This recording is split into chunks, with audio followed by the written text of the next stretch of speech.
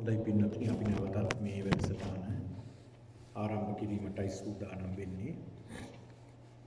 අපි මේ සාකච්ඡා කරගෙන ගියේ තව ප්‍රශ්න කීපයක් යොමු වෙලා තියෙන ප්‍රශ්න දෙක තුනක් දහම් ගැටලු අපි මේ සමගම අවසානට මේ ධර්ම ගැටලු සාකච්ඡා කරනවා. මේ දේශනාවේ පින්නතුනි අපි අවසන් කළේ සප්තාහාරයේ ධනෙ පිළිබඳව. ඒකෙත් අපි මේ සඳහන් කළේ සුත ධනය. සුත කියන්නේ ඇසීම. ඒ කියන්නේ බොහෝ ඇසූ පිරූ තැන් ඇති බව. ඒකත් ධනයක්. බොහෝ දැනුමක් තියෙන බව ඒකත් ධනයක්. ඒතර ඒ ධනයක් විනාශ කරන්න බෑ. ඒකත් ලොකු ධනයක්. Tamanට ලැබෙන ලොකු භාග්යක් ඒකත්. ඒතර පින්නතුනි මේ ඉගෙන ගන්න දේවල්. මේ අපි ලබා ගන්නා වූ ශාස්ත්‍ර ඥානය, ශාස්ත්‍ර කියලා කියනෝනේ. කියන්නේ ඉගෙන ගන්න දේවල් කොටස් දෙකක් තියෙනවා. එකක් තමයි විද්‍යා ශාස්ත්‍රස්ස ශාස්ත්‍රස්ය කියලා තමයි විග්‍රහ කරන්නේ. ශාස්ත්‍ර කියන්නේ එකක්, ශාස්ත්‍ර කියන්නේ තව එකක්. ශාස්ත්‍ර කියන්නේ අතපය මෙහෙවන ශාස්ත්‍ර. ඒ කියන්නේ අපි උදාහරණයක් විදිහට කිව්වොත් දුනු ශිල්ප, කඩු ශිල්ප, ඊළඟට ඔය අතපය හරඹ, ඊළඟට අතපය මෙහෙवला සිද්ධ කරන කර්මාන්ත අයවට කියනවා ශාස්ත්‍ර. ඊළඟට ශාස්ත්‍ර කියනවා පොතපතේ දැනුමින් ඉගෙන ගන්න දේවල්. පොතපතේ දැනුමින් ඉගෙන ගන්න අපි හිතමු දේශපාලන විද්‍යාව, ආර්ථික විද්‍යාව, ඊළඟට වෛද්‍ය ශාස්ත්‍රය මේ වගේ දේවල්. ඉංජිනේරු ශිල්පය මේවා ශාස්ත්‍රය. එතකොට මේ ඉගෙන ගන්න දේවල් සසරටත් යනවා. සසරටත් හේතු වෙනවා. ඒ කියන්නේ සමහරු පින්නතුනි ඔය සමහරු මේ මෑතකත් මම දැක්කා මේ රූපවාහිනියේ පෙන්වන ප්‍රවෘත්තිවලට එක දරුවෙක් පිළිබඳව මේ වගේ කීප අවස්ථාවක් පෙන්ලා තිනවා. අනිත් රටවල්වලත් දරුවෝ මම දැකලා තිනවා වෙන වෙන රටවල්වලත් දරුවෝ පුංචි දරුවෝ සමහරට පාසල් යන්නවත් ආරම්භ කළා නෑ මේ දරුවෝ. මහ වේගින් විශාල ගණන් හදනවා මනෝමය. පුදුමාකාර දැනුමක් තියෙනවා. ඒ අයට. ඉතින් මෙහෙම අය අපිට වර්තමානයේ දැක් ගන්න පුළුවන්. ඊළඟ තවත් දැක්ක මේ වගේ දරුවෙක් දියණියක් ලංකාවේ ඒ දරුවා මම හිතන්නේ මොන්ටිසෝරිවත් යනවාද මන්දා. ඒ තරම් පුංචි. මොන්ටිසෝරි යන වයසේ තාමත් පුංචි. අපි හිතමු අවුරුදු 4ක් හෝ 5ක් කියලා. මේ බුදුරජාණන් වහන්සේගේ ධර්මය ගැඹුරු ධර්මයේ මහා ලස්සනට කියලා දෙනවා ඒ දියණිය මේ විග්‍රහ කරමින් උදාහරණ සහිතව මහා ගැඹුරු වචනින් මේ පංචස්කන්ධය ගැන පංච උපාදානස්කන්ධය ගැන මේ පෙර සසරේන දැනුම මේ ඉගෙන ගත්ත දේවල් ඊළඟ භවයකට අපි අරගෙන යනවා. අන්න ඒකම තමයි සඳහන් කරන්නේ ලෝවෙන් එකෙක් එක් දෙයකට වෙයි සම්පතක් කියලා. කියන්නේ තමන් ප්‍රගුණ කරපු දෙයක් තියෙනවා මේ සසරේ. ඒ ප්‍රගුණ කරපු දේ තමයි අපි ඊළඟට ඇවිල්ලා ප්‍රගුණ කරන්නේ. දැන් මම පෙර සසරේ මහාන වෙලා ඉන්නට ඇති, පැවිද්දෙක් විදියට කටයුතු කරන්නට ඇති, මේ සියල්ල සංසාරෙම අතාරින්නට ඇති, ගෙවල් දොරවල් අතෑරලා සහෝදර සහෝදරයන් දෙමාපිය අතෑරලා ඉන්න ඇති. ඒකේ පුරුද්ද වෙන්න ඇති මටත් මේ භවයේදී මේ தත්ත්වයට ආවේ. ඉතින් ඔබත් මේ පෙර සසරේ මේ වගේ වැඩසටහන් වලට සම්බන්ධ වෙන්නට ඇති, පන්සලට එන්න ඇති, සද්ධාවන්ත වෙන්නට ඇති, දන් දෙන්නට ඇති, මේ වගේ සිල් රකින්නට ඇති, මේ වගේ ධර්මයට කැමති වෙන්නට ඇති. ඒක නිසා ඔබ සද්ධාවන්ත වුණා. මේ විදිහට සත්පත් වුණා. හැබැයි මේ රටේ ඉන්නව කොච්චර කී දෙනෙක් ඉන්නවද මේ බෞද්ධ පිරිස? කියන්නේ බෞද්ධ කියන සිංහල බෞද්ධ මේ බෞද්ධ පිරිස ඉන්නවද කී දෙනෙක් ඉන්නවද පන්සලට එන්නේ නැති? දානයක් දෙන්නේ නැති? වැඩසටහනකට එන්නේ නැති? කෙනෙකුට උදව්වක් උපකාරයක් කරන්නේ නැති? තමන්ගේම වැඩක් බලාගෙන කාලා බීලා ඉන්න පිරිසක් නැද්ද? ඒතකොට ඒ පිරිසද මේ පිරිසද වැඩි? ඒ පිරිස වැඩි. අන්න ඒකයි පින්නතුනේ මේ සඳහන් කරන්නේ. ඉතින් මේ පිළිබඳව අපි දැනගන්නට ඕනේ. අවබෝධ කරගන්නට ඕනේ මේ පිළිබඳව. එතකොට ඔබ මේ සසරේ ගෙනියන දෙයක් මේක. එතකොට ඒ අයත් ඒ ගෙනියන දෙයක්. ඒ අය ඊළඟට භවයෙන් භවයේ කොහේ හරි උපත ලැබලා උවාරගෙන යනවා. දුන්න නැත්නම් ලැබෙන්නේ නැහැ. දෙනකොට ලැබෙනවා. උදව් කළොත් තවන්ටත් උදව්වක් ලැබෙනවා. උදව් කළේ නැත්නම් Tamanට උදව්වක් ලැබෙන්නේ නැහැ. දැන් සමහරු ඉන්නවනේ එහෙම අය. ඉතින් ඒක නිසා මේ අපි ලබා ගන්නා වූ දැනුම අපි ඉදිරියට අරගෙන යනවා. ඒකත් ධනයක්. ඊළඟට ඡාගෝච. ඡාග කියලා කියන්නේ පරිත්‍යාගයේ අතහැරීම. මේ පරිත්‍යාගයේ අතහැරීම පින්නතුණි හරීම වටිනා දෙයක්. මේ වටිනා දේ ප්‍රතිඵල මේ පින්නතුන් දන්නවා. මොකද දන් දෙන පින්නතුන් නිතර අපි ධර්ම දේශනාවලදී දාන මාන පින්කම් කරනකොට ඔය ඇත්ත අහලා ඇති මේ දන් දීමේ තියෙන වටිනාකම. ඉතින් ඒකට අමතරව මම තව කරුණක් දෙකක් සඳහන් කරන්නම්. ඔතකොට දන් දෙන අයට පින්නතුනි කොහෙන් හරි ලැබෙනවා. දෙනකොට ඒ දෙන දේ අපි හිතමු ගමනක් බිමනක් ගියා කියලා. ඒ ගමනක් බිමනක් ගියත් ඒ යන මගින් හරි කෑම ටිකක් ලැබෙනවා. ඔන්න අපි හිතමුකෝ ඒ දන් දුන්න කෙනෙක් ඉන්නවා, ඒ දන් දෙන කෙනෙක් ඉන්නවා, දානයට කැමති කෙනෙක් ඉන්නවා, දන් ශ්‍රද්ධාවෙන් දන් දෙන කෙනෙක් ඉන්නවා. අපි හිතමු ඔහු ගමනක් යනවා. එහෙම නැත්නම් චාරිකාවක් යනවා. කොහරි වන්දනා ගමනක් යනවා. ඒ යනකොට ඔන්න එදාම ඔන්න ඈත පිරිසක් සංවිධානය කරලා දන්සලා එතෙන්ට යනවා. ඒක හම්බ වෙනවා. ඔන්න බලන්න ඒකේ පින මතුවෙන හැටි. එහෙම නැත්නම් Tamanට කොහෙන් හරි දෙයක් ලැබෙනවා. Taman කුසගින්නේ ඉන්න ලැබෙන්නේ නැහැ ඒ දන් දෙන කෙනාට. හැබැයි පින්නතුනි සමහරු ඉන්නවා දෙන්නේ නැහැ. දෙන්නේ නැති අයට මොකද වෙන්නේ? ලැබෙන්නේත් නැහැ. අන්න බලන්නකෝ ඒකේ විපාකය. දැන් සමහරු ඔය ඇත්ත දැකලා ඇති. දැන් මෙහි යාචකයෝ නැහැනේ. බොහෝ දුරට අඩුයිනේ. දැන් ලංකාවේ වගේ අපි ගත්තොත් මොකද මට ලංකාවේ අත්දැකීම් තියෙන නිසා මට ඒ අත්දැකීමෙන් තමයි මම කියන්නේ. සමහරු ඉන්නවා දැන් ඔය ඇත්තන්ට දැකලා ඇති සමහරුන්ට දෙන්න හිතනවා සමහරුන්ට දෙන්න හිතෙන්නේ නැහැ නේ. සමහර යාචකයෝ ඉන්නකොට දෙන්න හිතනවද? සමහරුන්ට දෙන්න හිතෙනවා. අනුකම්පාවෙන් අනේ මෙයාට නම් දෙන්න ඕනේ කියලා හිතක් කරලා වැඩිපුරම දෙනවා. සමහරු ඉන්නවා මේ පුජ්‍යල දකින්නකොටම දෙන්න හිතක් එන්නේ නැහැ සමහරුන්ට නේ. ඇයි ඒ? ඒ අපේ අකුසල කර්මය නෙමෙයි, එයාගේ අකුසල කර්මය. එයාගේ අකුසල කර්මය. ඇයි? එයා පෙර සසලේ දීලා නැහැ, දෙන එකවත් ගර්හා කරලා තියෙනවා, බරපතලව ගර්හා කරලා තියෙන නිසා අඩු ගානේ යාට කෙනෙක්ගෙන් දෙයක් ලබා ගන්නවත් පිනක් නැහැ. ඔන්න බලන්න. එහෙම මේ සසරේ තියෙනවා. මේ සමාජෙම අපිට ගන්න පුළුවන් එහෙම අය. ඔන්න බලන්න. ඒක නිසා පින්නතුනි සතුටින් යමක් කරනවා නම් ඒක විපාකය ලැබෙනවා. දැන් සතුටින් යමක් කරන නිසා ඒක විපාකය දැන් අපි හිතමුකෝ යහපත් දෙයක් අපි කරනවා කියලා මේ සමාජෙට. අපි උදාහරණයක් විදිහට අපි ගමුකෝ ඉතින් මේ පන්සලේ මොකක් හරි පොදු වැඩක් කරනවා කියලා. මොකද පන්සලම උදාහරණයක් ගමුකෝ අපි. ඔය දන්න තැනනේ. එහෙනම් පන්සලේ අපි පොදු වැඩක් කරනවා. මේ පොදු වැඩ කරනකොට මේ පොදු වැඩට පින්නතුනි වැඩිපුරම අපි හිතමු බොහෝ පිරිසක් මේ කරන පොදු වැඩට දැන් පිරිසක් එකතු වෙලා පොදු වැඩක් කරනකොට අපි හිතමු ඒකට උදව් කරන්න බැරි එහෙම නැත්නම් ඈත ඉඳගෙන මොනවා හරි වචනින් හරි උදව් කරන පිරිසක් ඉන්නවා නම් ඒ පිරිස නෙමෙයිද උදව් කරන්නේ වචනින් හරි. ඒ අය උදව් කරන අනේ කොච්චර හොඳද? ඔයාලා කොච්චර හොඳ දෙයක්ද කළේ? හරීම හොඳයි නෙමේද? හරීම වටිනා දෙයක් මේ පන්සලට කළේ. හරීම හොඳයි ඔයාලා එකතු වෙලා වැඩ කරන එක. හරීම හොඳයි කියලා කියනවා. හැබැයි පන්සලට එන්නේ නැති, පන්සලට ගර්හා කරන, පන්සලට දොස් කියන, එහෙම නැත්නම් පන්සලේ වැඩ කටයුතු කරන පිරිසට බනින දොස් කියන, පොදු වැඩවලට කැමති නැති පිරිසක් මේක පන්සල උදාහරණයක් ගත්ත මේ අපි පන්සලේ ඉන්න ස්වාමීන් වහන්සේ නමක් වශයෙන් සමාජයට උක ආදර්ශයක් ගමුකෝ. සමාජ වැඩක් කරනවා කියලා දාගමුකෝ අපි. සමාජ වැඩක් මොකක් හරි පන්සලේ නැතු වෙන තැනක් කියලා ගමුකෝ නැත්නම් පන්සලෙමනේ අපි උදාහරණ. නේද? අපි හිතමු වෙන පොදු තැනක කියලා ගමුකෝ එහෙනම්. ඒ පොදු තැනක අපි සමිතියක මොකක් හරි වැඩක් කරනවා. පන්සලේ අනිත් පැත්ත බලන්න කියලා කියමුකෝ. ඒ කියන්නේ පන්සල ගෑවෙන්නේ නැතුව වෙන තැනක. ඒතර මේ පොදු වැඩේ කරනකොට ඔන්න ඒකට දොස් කියන පිරිසක් නැද්ද? ඒ දොස් කියන පිරිස ටිකක් ඔයාලා බලුවොත් ඒ අය මෙතෙන්ට ඇවිල්ලා තියෙනවද? නැහැ. මෙතෙන්ට උදව් කරලා තියෙනවද? නැහැ. මෙතෙන්ට කරන තරම බාධා කරලා තියෙන්නේ. එතකොට ඒ අය පින් කරගන්නෙත් නැහැ, පින් කරන්න උදව් කරන්නෙත් නැහැ, පින් කරන අයට අවස්ථාව දෙන්නෙත් නැහැ, පින් කරගන්න වචනිකමත් උදව් කරන්නේ නැහැ. යහපත් දෙයක් කරන්නෙත් නැහැ, ඒකට උදව්වක් කරන්නෙත් නැහැ. හැබැයි ඈතින් ඉඳගෙන අර ලංකාවේ කියන බාල්දි දානවා කියලා. එහෙමයි කියන්නේ ලංකාවේ කියන වචනේ.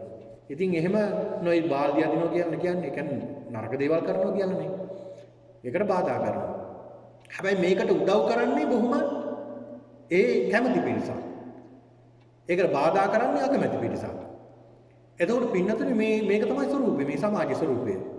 මේකට ඉතින් අපිට දුක් වෙන්න දෙයක් නැහැ. සමහරු හැබැයි මේ එහෙම කරනකොට සමහරු දැන් අපි සමහර විට දැන් අපි හිතමු පොදු තැනකට පොදු සමිතියකට සමිතියේ වැඩ කටයුතු කරන්න එනෝ කෙනෙක් පිරිසක් එනවා. ඒ අයට මේක නැවුම් අත්දැකීමක් වෙන්න පුළුවන්. මේ වැඩ කටයුතු කරන. ඒ ආසාවෙන් කරගෙන යනකොට ඔන්න ඒ අයට දොස් වෙනකොට කවුරු හරි දෝෂයක් කියනකොට එයාලා අයින් වෙනවා කියන. අර දෝෂේ ඉවසන්න බෑ. දැන් අපි මේ පැත්තේ තියෙන ප්‍රශ්න ගැන මම මේ කියන්නේ මේ ලංකාව උදාහරණට ගන්න. ඒ අරන් තමයි මේ මම කියන්නේ. ඒ වගේ සමිතිවල වැඩ කරන්න ගියාම සමහරුන්ට වෙන ප්‍රශ්න. ඒ අයට ඉවස ගන්න බෑ. මොකද අත්දැකීමක් නෑ. ඒ අත්දැකීම් ඉවසගෙන අපි වැඩ කටයුතු කරන්න ඕන. එතකොට පින්නතුනි මේ වැඩ කටයුතු සිද්ධ කරනකොට අපිට හොඳ ඉවසීමක් තියෙන්න ඕනේ. මොකද මේ පුද්ගලයා අසත්පුරුෂ පුද්ගලයෝ නෙවෙයි කියලා දොස් කියන්නේ. ඉතින් අසත්පුරුෂ පුද්ගලයා දොස් කියනකොට අපි කිපෙන්න අවශ්‍ය නැහැ නේ. මොකද මේ පුද්ගලයාගේ ස්වභාවයම අසත්පුරුෂනේ. ඒකට අපිට කරන්න තියෙන්නේ මේ පුද්ගලයාට අනුකම්පා. මේ පුද්ගලයා මේ වගේ අකුසල් කරගන්නවා නේ කියලා අනුකම්පා කරන එක විතරයි කරන්න තියෙන්නේ. ඒක නිසා බුදුහාමුදුරුවෝ පෙන්ලා දුන්නේ මේ ත්‍යාග, පරිත්‍යාගය. වචනෙන් හරි කෙනෙක් උදව් කරන්න පුළුවන් නම් කොච්චර වටිනවද නේ? කෙනෙක්ගේ දියුණුව දැකලා යාට වචනෙන් හරි උදව්වක් කරන්න පුළුවන් නම් ඒකත් ලොකු දෙයක් නේ. දැන් සමාජය එහෙම නෙමෙයිනේ. සමාජයට තමන්ගේමයි තමයි තමන්ගේ දියුණුව වළක්වන්නේ. තමන්ගේමයි පිට කෙනෙක් නෙමෙයි. තමන්ගේමයි තමයි. තමන්ගේ දියුණුව විනාශ කරන්නේ. තමන්ගේ කෙනෙක් ඉහළට යනකොට තමන් කෙනෙක් කැමතිද? බොහෝ දුරට අකමැතිනේ. ඉතින් ඒක නිසා කෙනෙක් දියුණු වෙනකොට එයාට වචනෙන් හරි උදව් කරන්න ඕනේ. අනේ කොච්චර හොඳද? කොච්චර වටිනවද? ඔයා ඔහොම දියුණු වෙන කොච්චර හොඳද? තව දියුණු වෙන්න කියලා ආශිර්වාද කරන්න ඕනේ. ඒක තමයි මෙත්තා කරුණා මුත්තා උපේක්ඛා. උපේක්ෂාව. කරුණා උපේක්ෂා කියලා කියන්නේ ඒකයි. ඒක නිකන් මේ පන්සලට ඇවිල්ලා මෛත්‍රී භාවනා කරනවා අපි කියලා නිකන් සජ්ජායනා කළාට වැඩක් නැහැ. ඔක හිතේ තියෙන්න ඕන. ඔක ක්‍රියාවෙත් තියෙන්න ඕන. වචනෙත් තියෙන්න ඕන. ඉතින් ඒක නිසා පින්නතුනි මේවා මේ හිත හදාගන්නයි මේ කියන්නේ හිත හදාගන්න වැඩ පිළිවෙලක් නේ. හිත හදාගෙන නැතුව මොනවා හදාගෙන වුණත් වැඩක් නැහැ. ඇඟ හදාගත්තට වැඩක් නැහැ. දැන් හන්දි ගාන ඇඟ හදාගන්න තැන් තියෙනෝනේ. හැබැයි හිත හදාගන්න තැනට එන්නේ නැහැ. හන්දි ගානට යනවා ඇඟ හදාගන්න. ඒ තැන් වලට ගිහලා ඇඟ හදාගන්නවා. හැබැයි ඇඟ හදාගත්තට හිත හදාගන්නේ නැහැ. ප්‍රඥාව හදාගන්නේ නැහැ. මන්තාන්තස්ස වඩන්ති. එහෙම අයගේ මස වැඩෙනවා. පඤ්ඤාතස්සන වන්දති. ප්‍රඥාව වැඩෙන්නේ නැහැ. මොන තරම් අකුසලයක්ද මේ බුද්ධෝත්පාද කාලෙක. බුද්ධෝත්පාද කාලෙක බලන්න මොන තරම් අකුසලයක්ද කරගන්නේ මේ දුර්ලභ මනුස්ස භාවය ලබාගෙන. දුර්ලභ මනුස්ස භාවයක් ලබාගෙන මේවා විශ්වාස කරන්නේ නැති මිනිස්සු. ඉතින් අනුකම්පා කරන වැරෙන්න වෙන කරන්න දෙයක් නැහැ. ඊළඟට පින්නතුනි ඊළඟට පඤ්ඤාමේ සත්තමන්දන ප්‍රඥාව යමෙකුට ප්‍රඥාව තියෙනවා නම් ඒ පුද්ගලයාට ඒ තරම් වටිනා ධනයක් නැහැ. ඒක වටිනා ධනයක් ප්‍රඥාව. දැන් බලන්නකො ප්‍රඥාවන්තයින් අග තනතුරු ලැබුණේ කාටද? සරියුත් මහ රහතන් වහන්සේට. මේ ප්‍රඥාවන්තයෝ බලන්න මේ ප්‍රඥාව ලැබිලා උන්වහන්සේ මොනතරම් නිහතමානී කෙනෙක්ද? අර භික්ෂුවක් ඇඟේ හැප්පීගෙන ගිහිල්ලා බුදුහාමුදුරන්ට චෝදනා කළා. අන්න සරියුත් හාමුදුරුවෝ මගෙන් සමාවවත් ගත්තේ නැහැ කිසිම නිහතමානීකමක් නැහැ කියලා. සරියුත් හාමුදුරුවෝ දන්නෙත් නැහැ ඒ කාරණාව. අනේ ස්වාමීනි මට සමාව වෙන්න කියලා පස්සේ සමාව ගත්තා. බුදුහාමුදුරන්ට ගිහිල්ලා සඳහන් කරනවා අනේ බුදුහාමුදුරනේ මම මෙහෙම කෙනෙක් කියලා කොච්චර නිහතමානී උන්වහන්සේ ප්‍රකාශ කරනවා. අර පුංචි ස්වාමින් වහන්සේ නමක් කතා කරලා කියනවා සරියුත් හාමුදුරනේ ඔබ වහන්සේගේ වැරද්දක් තියෙනවා මම කියන්නද කිව්වා. සරියුත් හාමුදුරුවෝ අනේ පුංචි හාමුදුරනේ මගේ වරදක් තියෙනවා නම් පෙන්නලා දෙන්නකෝ කියලා බලන්න වෙන කෙනෙක් නම් පන්නනවනේ මගේ වැරදි කියන්න නුඹ දන්නවද මම මේ ධර්ම භාණ්ඩාගාරික ධර්ම සේනාධිපති මගේ වැරදි කියන්න මෙතෙන්ට එනවා. එහෙමනේ කියන්නේ වෙන කෙනෙක් නම්. උන්වහන්සේ මොන තරම් නිහතමානද නීහතමාන මානේ නීහත විනාශ කරලා බලන්නකෝ. ඉතින් ඇයි අපේ ජීවිතේට ඔක ටික ටික හරි එකතු කරගන්න නැත්තේ? නේ? ඒ ප්‍රඥාවන්තයාගේ ලක්ෂණය පින්න තුනේ ඒක. ප්‍රඥාවන්තයාගේ ලක්ෂණය තමයි ඕනෑම දෙයක් ඉවසනවා. කෙනෙක් තමන්ගේ වැරදක් කියනකොට ඒක ඒ වරද මොකද්ද කියලා හොයලා හදා ගන්නවා මිසක් ඒ පුද්ගලයා පිටිපස්සේ හඹාගෙන ගිහිල්ලා පන්නගෙන ගිහිල්ලා ඒ පුද්ගලයාට පහර දෙන්නේ නැහැ. ප්‍රඥාවන්තයා. ඉතින් මේ ප්‍රඥාව කියන්නේ මහා ලොකු ධනයක්. ඒ ප්‍රඥාව තමයි අපිට නිවන්ට යන්න හේතු වෙන්නේ. ප්‍රඥාවන්තයා. ඉතින් ඒක නිසා මේ ශාසනයේ වැඩිපුරම ඉන්නේ ප්‍රඥාවන්තයෝ. මේ බුද්ධ ශාසනයක් පවතින කාලෙක ප්‍රඥාවන්තයෝ තමයි ඒකට එකතු වෙන්නේ. ප්‍රඥාවන්තයෝ. ඒකයි බුදුහාමුදුරු පෙන්වලා දුන්නේ පඤ්ඤාවන්තස්සායන් ධම්මෝ නායන් දුප්පඤ්ඤස්ස. මේ ප්‍රඥාවන්තයටයි මේ ධහම තියෙන්නේ. නැත්නම් දුප්ප්‍රඥයට නෙමෙයි මේ සිත හදා ගන්න වැඩ පිළිවෙල. ඉතින් පින්නතුනි ඒත් එක්කලම ඊළඟට විපාක ටික ඉතාමත් කෙටියෙන් මම සඳහන් කරන්නම්. පින්නතුනි ඒතර මේ සිල්වත් දැන් මෙතන සීල විපත්ති විදිහට සඳහන් කළේ. විපත්තියක් විදිහට සීලේ ආදීනව පහක් වෙනවා. ආදීනව පහක් වෙනවා දුස්සීල වීමේ ආදීනව. මොනවද? ඒ තමයි පින්නතුනි එකක් තමයි තමන්ගේ භෝග පිරිහෙනවා. තමන්ගේ සම්පත් පිරිහෙනවා. දුස්සීල පුද්ගලයාගේ සම්පත් පිරිහෙනවා. හොඳට බලන්න දුස්සීලයාගේ සම්පත් වලට මොකද වෙන්නේ? සම්පත් වර්ධනය වෙනවද විනාශ වෙනවද? සම්පත් විනාශ වෙනවා. ඇයි ඒ? කොහොමද ඒක වෙන්නේ? ඒක මේ පෙර මරුණට පස්සේ වෙන එකක් නෙමෙයි. දුස්සීලවන්ත වෙන වෙලාවේ ඉඳලම තමයි ඒක විපාක ලැබෙන්නේ. කොහොමද වෙන්නේ? අපි පොඩ්ඩක් බලමු කොහොමද මේ කාරණාව සිද්ධ වෙන්නේ කියලා. මේ සමාජ උදාහරණෙම අරගෙන. පින්නතුනේ කෙනෙක් ප්‍රාණඝාත කරනවා. අදත්තාන නැත්නම් සොරකම් කරනවා. ඊළඟට කාමයේ වරදව හැසිරෙනවා. බොරු කියනවා. සුරාවට ලොල් වෙලා ඉන්නවා. ඒ පුද්ගලයාගේ ධනය ඇති වෙයිද නැති වෙයිද? ඒ පුද්ගලයාගේ ධනය වැඩි වෙන්නේ නැහැ. ඒ පුද්ගලයාගේ ධනය විනාශ වෙනවා. ඒකනේ බුදුහාමුදුරුවෝ කියන්නේ ඉත්ති දුත්තෝ සුරා දුත්තෝ අක්ක දුත්තෝ චයෝනරෝ ලද්දන් විනාශේති තම් පරාභවතෝ මුකං. ඉත්ති දුත්තෝ ඒ කියන්නේ කාමේසු මිච්ඡාචාරා. කාමයට ලොල් වෙලා වැඩ කරනවා. මොකද වෙන්නේ? කාන්තාව හොයාන යනවා. පරාඹුවන් සොයාගෙන යනවා, පරපුරුෂයන් සොයාගෙන යනවා. ඒවා හොයාගෙන යනකොට ඒවට මොකද නිකන් නොමිලේ දෙන්නේ නැහැ නේ. සල්ලි වුණා. සල්ලි වේදම් වෙනවා. ලක්ෂ කෝටි ගණන් සල්ලි වේදම් කරන්න වෙනවා.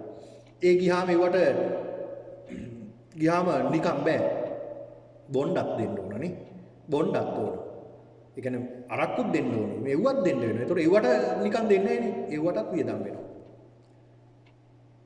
ඉතින් බලන්න මේ වගේ ධනෙ ඇති වෙනවද නැති වෙනවද? යන මාර්ගනේ. නිකරුණේ තමන්ගේ සෞඛ්‍යත් පිරිහ ගන්නවා, විනාශ කර ගන්නවා, තමයි ධනයත් විනාශ කර ගන්නවා. මහත් වූ භෝග සම්පත් සියල්ලම නැති වෙලා යනවා. භෝග සම්පත් දැන් බලන්න උදාහරණ විදියට කිව්වොත් දැන් බලන්න දැන් අරක්කු වලට වැඩිය දැන් ඇබ්බැහි වෙලා තියෙන කුඩු වලටනේ. කුඩු ගහන්න ඇබ්බැහි වෙලා ඉන්නවා. මේ කුඩු ගහන පුද්ගලයා බලන්න ඉස්සල්ලා තමන්ගේ සල්ලි ටික තියෙන විදියට වියදම් කරලා කුඩු ගහනවා. කුඩු බීලා දැන් සල්ලි නැහැ. මොකද කරන්නේ? ගෙදර දේවල් හොරකම් කරන්නේ නැද්ද? ගෙදර දේවල් උත් අරන් ගිහිල්ලා විකුණනවා. අරක්කු බොන මිනිහටත් ඒක තමයි වෙන්නේ. අවසානට සියලු දේ විකුණනවා. අනුන්ගේ හොරකම් කරගෙනත් විකුණනවා. අන්තිමේට අමු හිඟන්නේ බවට පත් වෙනවා. කිසි දෙයක් නැති. ඔන්න බලන්න.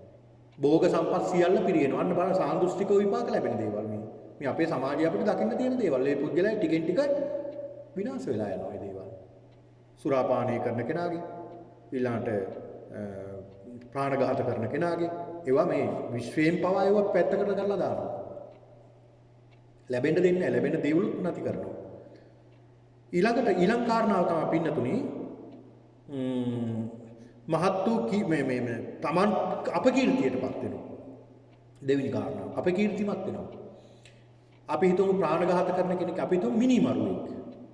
දැන් අපි උදාහරණයකට ගමු පන්සලේ දැන් අපි ඉන්නකොට දැන් පන්සලේ මොකක් හරි වැඩ කටයුත්තක පින්කමක හරි මොකක් හරි අපි නිරත වෙලා ඉන්නකොට අපි දන්න මනුස්ස ඝාතනයක් කරු මිනිමරුවෙක් එනවා.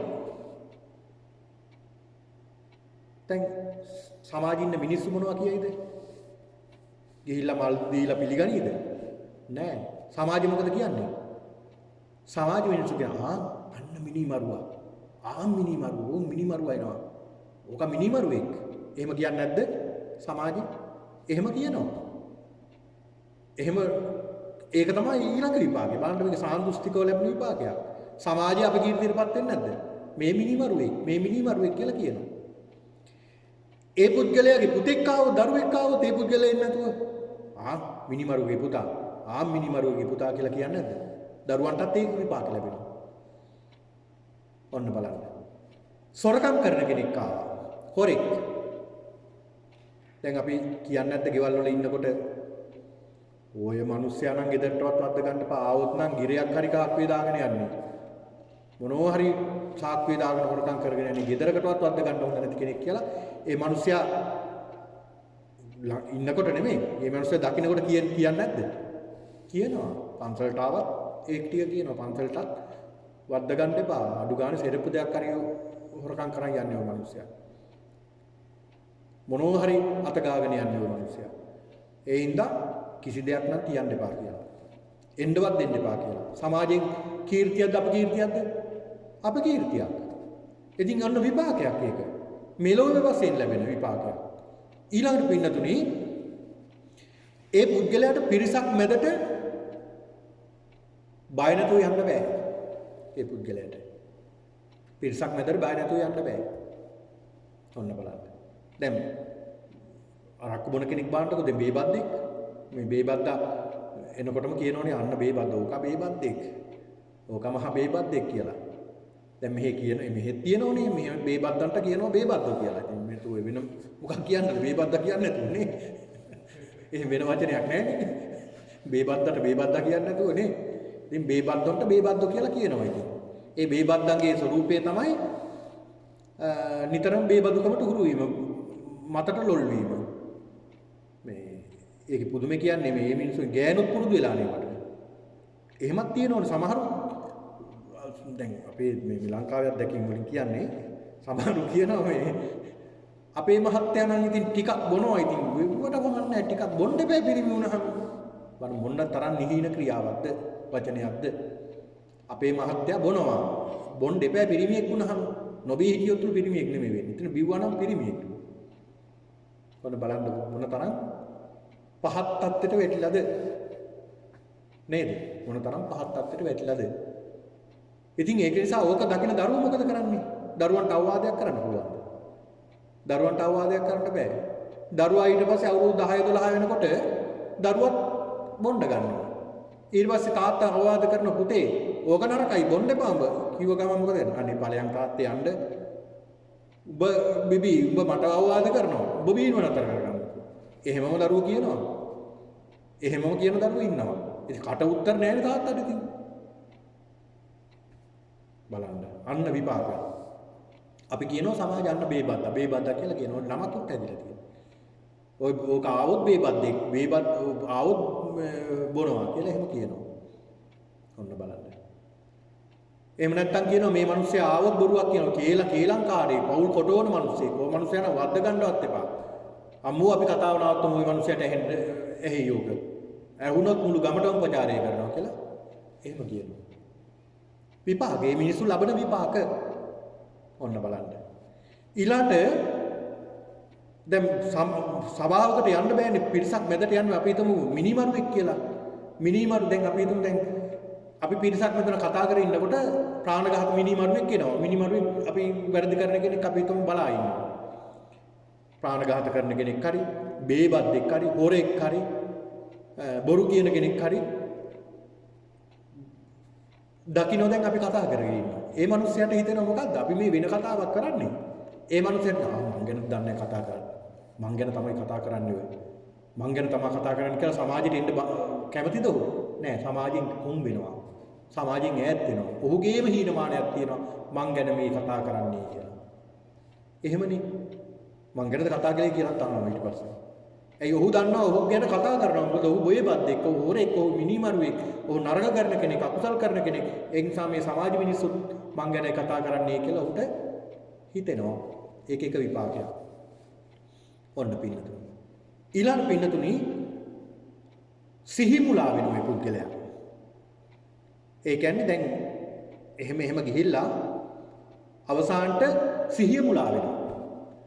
සිහි මුලා වෙනවා මේ පුද්ගලයා මරණාසන්න මොහොතේ ලම් වෙනකොට කාලයක් සිහි මුලා වෙනවා. දොඩවනවා.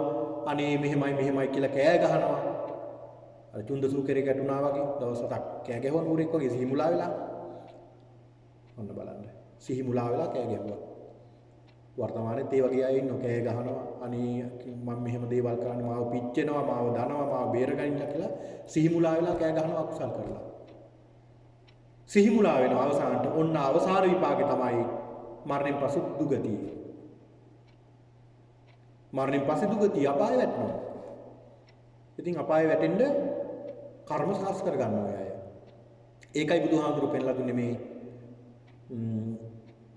සීල විපatti කියන මේ සූත්‍ර දේශනාව තුළින් මේ විපාක මේ සාන්දෘෂ්ටික විපාක ඒ කියන්නේ ප්‍රවෘත්ති විපාක මෙලෝ වශයෙන් ලැබෙන විපාක බලන්න මේ මිනිස්සු ගැන අපි කතා කරනවානේ සමාජ මිනිස්සු කතා කරනවා මේ මිනිස්සයා බේබද්දෙක් අර මිනිස්සයා බේබද්දෙක් ওই පිරිසට එකතු වෙන්නේ අර පිරිසමයි අර පිරිසු මෙහෙමයි කරන්නේ ඒ මිනිස්සු මෙහෙම හොරකම් කරනවා ඒ මිනිස්සු මෙහෙම වංචා කරනවා ඒ මිනිස්සු එක එක්කනාට ඇඟිල්ල දික් කරනවා ඒ මිනිස්සු එක එක්කනාට බනිනවා හොඳ දෙයක් කළත් ඒ මිනිස්සු හොඳ දකින්නේ නැහැ බණක් කිව්වත් ඒකේ වරද්දක් දකින්නේ බුදුහාමුදුරුවෝ ඇවිල්ලා බණ කිව්වත් ওই මිනිස්සු බුදුහාමුදුරන්ගෙත් වැරදි කියනවා එහෙම කියනෝනේ එහෙම මිනිස්සු කතා කරනවා මේ මිනිස්සු ගැන හැබැයි මේ මිනිස්සු සමාජයට දන්නේ නැහැ කතා කරනවා කියලා එහෙම දන්නවනම් වහ කනෝ නේද පොළොව බලන්න යනවා ඒ මිනිස්සු දන්නවනම් ඉතින් ඒක නිසා ඒ මිනිස්සු ගැන මේ සමාජය කතා කරන දේවල් ඉතින් විපාක නෙමෙයි ඒ විපාක ඒ කියන්නේ මේ මිනිස්සු ගැන දුර්මතමයි පැතිරෙන්නේ ඒ නරක කරන කෙනා ගැන නරකමයි පැතිරෙන්නේ. ඒ යොහු නරකනි කරන්නේ. හොඳ කරන කෙනා ගැන හොඳ පැතිරෙන්නේ. මේකේ යහපත් විපාක බලන්න කොච්චර වටිනවද කියලා. ඔහුගේ ධනයේ භෝග සම්පත්තිය මහත් වූ භෝග සම්පත් ලැබෙනවා. ඒ කියන්නේ සියල්ල ආරක්ෂා වෙනවනේ. ඔව් සිල්වන්තයිනේ. එළියට අනවශ්‍ය විදියට ඔහුගේ ධනය ගලාගෙන යන්නේ අනවශ්‍ය දේවල් වලට. අවශ්‍ය දේවල් වලට විතරයි ගලාගෙන යන්නේ. ඊළඟට ඔහු ගැන කීර්තියක් ඇති වෙනවා. දැන් දන් දෙන කෙනෙක් හිතමු. නිතරම දන් දෙන කෙනා කියන්නේ මිනිස්සු කියන්නේ හරි හොඳ කෙනෙක්. එයාලා ගෙදර ගියොත් නම් ආයි කෑම කටක් කාලාම ඉන්නවා. ආයි ඔහෙ ඒ ගෙදර ගියොත් නම් මොකුත් නොකානන් එන්න හම්බෙන්නේ නැහැ. මොනවා හරි කාලා තමයි එන්න වෙන්නේ. කියලා එහෙම කියන්නේ නැද්ද? එහෙම ගෙවල් නැද්ද? ගෙදර ගියොත් ආයේ මොනවා හරි දීලා තමයි යවන්නේ. එහෙමයි ඉන්නවා. එතකොට ඒ අයට ඒ කීර්තිය ප්‍රචාරය වෙනෝනේ. අනේ මෙයා හරි හොඳ කෙනෙක්. හරිම හොඳයි. ගෙදර ගියොත් නම් ආයේ කෑම කටන්නන් නොකා එන්න හම්බෙන්නේ නැහැ. එහෙ ගියොත් නම් කියලා කියනවා. එතකොට මිනිස්සු බොහෝම කැමැත්තෙන් ආසාවෙන් ඒ කෙනා ගැන කතා කරන්නේ. ඌර වර්ණනා කරනවා. ඊළඟට ආදරේ කරුණාව මෛත්‍රිය තියෙන කෙනෙක් දැක්කහම ඒ අය ගැන අපි කියනවා මේ සමාජයේ මෙයා හරි කාරුණික කෙනෙක්. හරි කරුණාවන්තයි. මේ සත්තුන්ට පවා හරීම කාරුණිකයි බොහොම හොඳ කෙනෙක් කියලා කියනවා. එයා හරි කරුණාවෙන් මෛත්‍රියෙන්මයි නිතරම ඉන්නේ hina වෙච්ච ගම. බලන්න මිනිස්සුගේ හැම කියනවනේ සමහරු ඉන්නවනේ බැන්නත් hina වෙනවා. දොස් කිව්වත් hina වෙනවා. හැම දෙයකම hina වෙච්ච ගමන් ඉන්න අය ඉන්නවනේ කරුණාවෙන් යුක්ත අය. බොහොම කරුණාවෙන් යුක්ත අය ඉන්නවා මේ සමාජයේ. හැම තිස්සෙම දැක්කොත් මූණ හරිය සීරියාවන්තයි. අපි කියන ඔය අයට කොහොමද? අනේ මෙයා මේ දැක්කත් ඇති. මෙයා දැක්කත් හරි සතුටුයි. දැක්කත් ප්‍රසන්නයි කියලා කියනවා එයා ගැන. ඉතින් එහෙමයි ඒ අය ගැන සඳහන් කරන්නේ. ඊළඟ පින්නතුනි ඒ පුද්ගලයාට සිල්වත් පුද්ගලයාට ඕනෑම සභාවක් මැදට බය නැතුව යන්න පුළුවන්. ඕනෑම සභාවක් මැදට බය නැතුව යන්න පුළුවන්. දැන් අපි හිතමු බේබද්දෙක් කියලා. බේබද්දෙකුට දෙනවා කතාවක් කරන්න සමිතියේ මත්පැන් බීමේ ආසීන. අපි හිතමු මේ කතාවක් දුන්නා කියලා. මිනිහට මොකක් වෙයිද? හීන්දාඩිය දාලා මිනිහට වෙච්ච දෙයක් නැති වෙනවා. ඇයි ඒ? හේතුව තමයි පින්නතුනි ඒ පුද්ගලයා සමාජයට යන්න බෑ. ඇයි? සමාජ මිනිසුන්ගේ ඉස්සරහට ගිහලා කතා කරන්න පුළුවන්. බේබද්දෙක්ට මේ බේබදුකමේ විපාක. බෑ. ඒක නිසා ඒ පුද්ගලයා ගැන දුර්මතයක් එන්නේ. හැබැයි සිල්වත් පුද්ගලයාට ගුණවත් පුද්ගලයාට සිල් රකින්න පුද්ගලයාට කියනවා මේ සමාජයට ඇවිල්ලා දෙයක් කරන්න කියලා. ඔහු බය නැතුව ඇවිල්ලා කතා කරනවා. දැන් පින්නතුනි සමහරු දැකලා තියෙනවා සමහරුන්ගේ තියෙන වචනේ පවා බලයක් තියෙනවා. ඔය සිල් රකින්න අයගේ සීලවන්ත පුද්ගලයෝ කියනකොට හිතට වදිනවා සමහර. සමහරුන්ගේ කියන දේ හිතට හරියට කාවදිනවා. සමහරු කියන ඒවා එච්චර කාවදින්නේ නැහැ. එයා සිල්වන්ත නැහැ.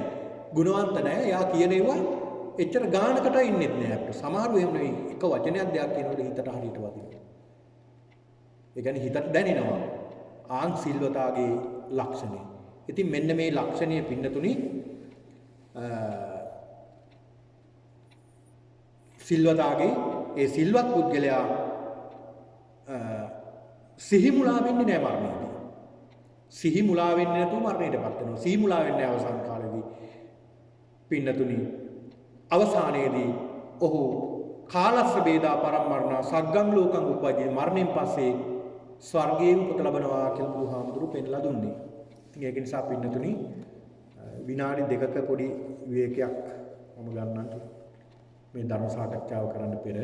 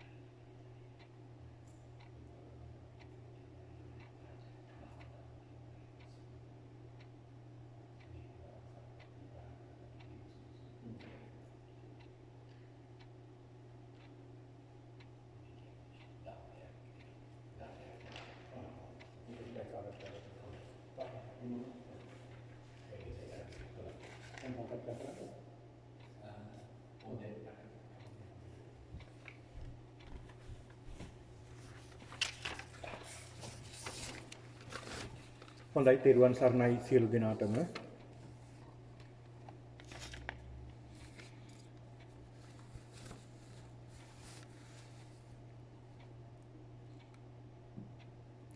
තෙරුවන් සරණයි සියලු දෙනාටම. අපි දැන් සූදානම් වෙන්නේ මේ ධර්ම දේශනාවෙන් අනතුරුව ධර්ම සාකච්ඡාවයි.